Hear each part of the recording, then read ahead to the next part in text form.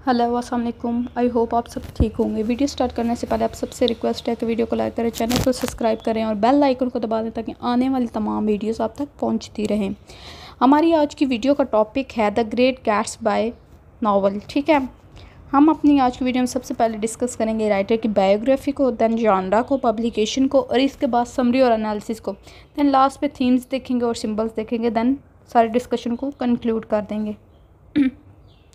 अगर राइटर की बायोग्राफी को देखा जाए तो एफ स्कॉट फिट्जगराल्ड जो है वो 1896 में पैदा हुए, 1940 में इनकी डेथ हो गई। ये एक अमेरिकन नॉवलिस्ट और शॉर्ट स्टोरी राइटर थे। ठीक है, और ये ज़्यादातर जो चीज़ें हैं जो ज़्यादातर इनके नरेटिव स्टाइल में चीज़ें ऐड उसमें deception of the jazz age होती है। ठीक है, और इसके अलावा इन्होंने और बहुत सारे वर्क लिखे जिसमें this side of paradise, the beautiful and diamond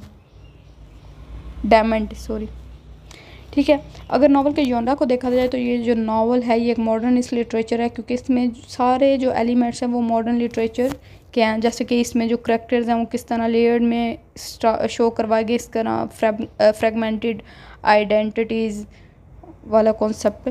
और इसके अलावा जो जैज़ एज, स्पेशली ये जैज़ एज में भला क्या हुआ था कि ये 1940s 30s 40s सम से स्टार्ट होती है। इसमें जो जैज़ म्यूज़िक है वो पॉपुलर हुआ था। उसके पीछे रीज़न ये थी कि पहले जब वॉर्स हो चुकी थी तो उसके बाद जो ह्यूमंस हैं वहाँ के, स्पेशली जो यूरोप के लोग हैं, उनकी जो लाइफ से मतलब उम्मीदें थी वो ख़त्म हो गई थी। ठीक है, तो इसके बाद जब लोग बहुत ज़्यादा आइसोलेट हो गए तो तब ये म्यूज़िक पॉपुलर हुआ था रेडियो के ज़रिए। ठीक है, इसके अलावा पार्टीज़ का कॉन्सेप्ट बहुत ज़्यादा था इस एज में। अगर नावल की पब्लिकेशन डेट को देखा जाए तो ये नावल जो फर्स्ट पब्लिश हुआ था 1925 में। अब तक वैसे इस नावल को कोई स्पेसिफिक अवार्ड नहीं मिला, लेकिन ये फेमस है क्योंकि ये ग्रेटेस्ट अमेरिकन नावल है 20th सेंचुरी का। इस नावल के अगर इम्पॉर्टेंट कैरेक्टर्स को देखा जाए तो सबसे पहले जो हमारे पास गैट्सबी का कैरेक्टर है ये बहुत ही इंपॉर्टेंट कैरेक्टर है क्योंकि स्टोरी इसके थ्रू मूव करती है। और दूसरी बात यह कि जो हमारा टाइटल है वो भी हमारे प्रोटैगनिस्ट को रिफ्लेक्ट कर रहा है। जैसे कि ये एक मिलीनियर होता है और स्टोरी का सेंटर होता है। ठीक है, दूसरा हमारे पास करैक्टर है निक जो कि एक नरेटर होता है स्टोरी का, और जो गैट्सबी का क्या कहते हैं नेबर होता है। ठीक है, जिसको पता चलता है कि जो गैट्सबी की वर्ड को इंटरट्वाइन करता है। ठीक है, जो थर्ड मेन करैक्टर है वो है निक की कज़न डेसी। ठीक है, जो गैट्सबी की लवर होती है। ठीक है,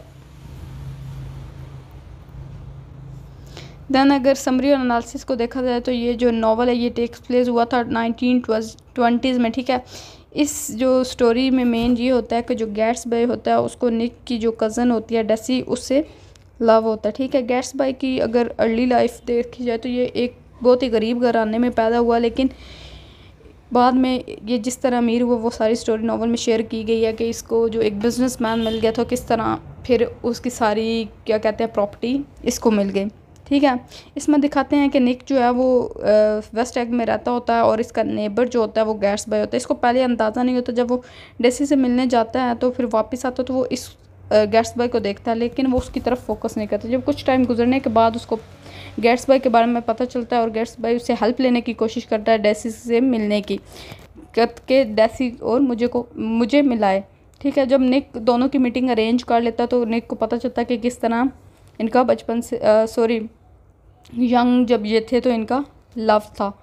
ठीक है, फिर आहिस्ता आहिस्ता स्टोरी मूव करती है तो लास्ट पे जो डेजी है उसके जब हस्बैंड को पता चलता उसको अपने हस्बैंड की जो गर्लफ्रेंड है उसका पता चलता है तो वो उसको क्या कहते हैं उसका एक्सीडेंट करके उसको मार देती है जो गैट्सबी, जो फिर उसका कत्ल अपने सर ले लेता है और बाद में मर जाता है लास्ट स्टोरी के लास्ट में। अगर स्टोरी की थीम्स देखी जाए तो इसमें जो सबसे पहली थीम है वो है हमारे पास अमेरिकन ड्रीम की। ये एक्सप्लोर करती है इल्यूजन ऑफ अमेरिकन ड्रीम को। ठीक है, इसमें डिफरेंट कैरेक्टर के ज़रिए ये जो कॉन्सेप्ट है पोर्ट्रे किया गया है। और इसके अलावा pursuit of love, social status, specially ये जो चीज़ है ये गैट्सबी के कैरेक्टर के ज़रिए रिप्रेजेंट की गई, जो हमेशा पार्टीज़ देता था। जैसे कि हमने पिछले नावल में देखा था मिसेस डॉलेवे, तो वो भी पार्टीज़ देती थी और ख़ुद को अच्छा मतलब रिप्रेजेंट करती थी कि वो अपनी लाइफ में कितनी हैप्पी है। सेम कंडीशन होती है गैट्सबी के साथ, ठीक है।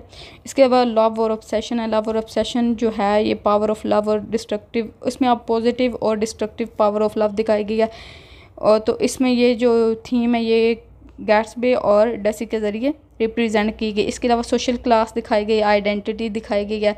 इसमें सोशल क्लास 1920s के जो अमेरिकन हैं उनकी दिखाई गई है, ठीक है। इसमें एलीट आ जाएगी और लोअर क्लास आ जाएगी, तो फिर ये रेसिज्म का कॉन्सेप्ट भी आ जाता है इसमें।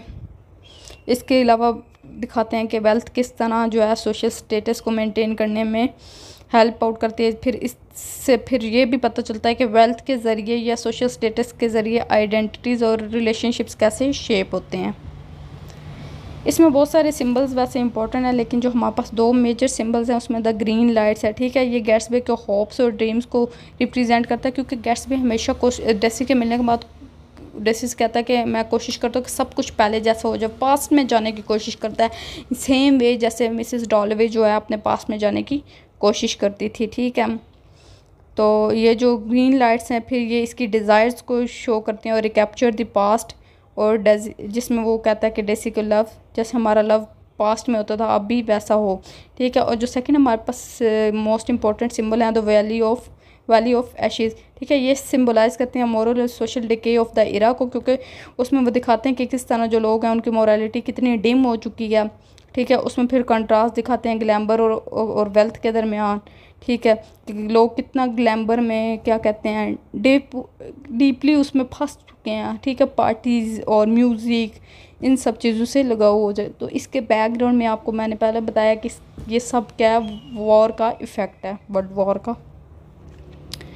आई होप अब तक इतनी अब तक की क्या कहते हैं डिस्कशन की आपको समझ आ गई होगी। अब हम अपनी डिस्कशन को रैप अप करते हैं, जिसमें मैंने आपको पहले बताया कि ये जो गैट्सबी है ये एक अमेरिकन नावल है, जिसमें जो ज़्यादातर जो चीज़ें हैं वो जैज़ एज के ज़रिए रिप्रेजेंट की गई हैं। उसमें जो मेन इशू है वो है वर्ल्ड वॉर का इशू, ठीक है। वर्ल्ड वॉर की वजह से लोग किस तरह अपनी लाइफ से क्या कहते हैं नाउम्मीद हो गए थे, तो इन सब चीज़ों को फिर जैज़ एज के ज़रिए उन लोगों ने पार्टीज़ और म्यूज़िक में कन्वर्ट कर दिया लाइफ को हैप्पी शो करवाने में, ठीक है। लेकिन अंदर से फिर भी वो अलोन ही हैं, ठीक है। इसके अलावा इस नावल में बहुत सारे जो हैं क्या कहते हैं थीम्स उसको राइटर ने पोर्ट्रे किया, जिसमें अमेरिकन ड्रीम आ जाता है, मटीरियलिज्म आ जाता है, कम्प्लेक्सिटीज़ ऑफ लव और आइडेंटिटी वगैरह का इशू आ जाता है। आई होप आप सबको इतनी समझ आ गई होगी। Thank you very much for watching this video. जाने से पहले आप सबसे रिक्वेस्ट है कि वीडियो को लाइक करें, चैनल को सब्सक्राइब करें और बेल आइकन को दबा दें ताकि आने वाली तमाम वीडियोस आप तक आती रहें। इसके अलावा इन वीडियोस को अपने फ्रेंड्स और फैमिली मेम्बर्स के साथ शेयर करें। Thank you very much.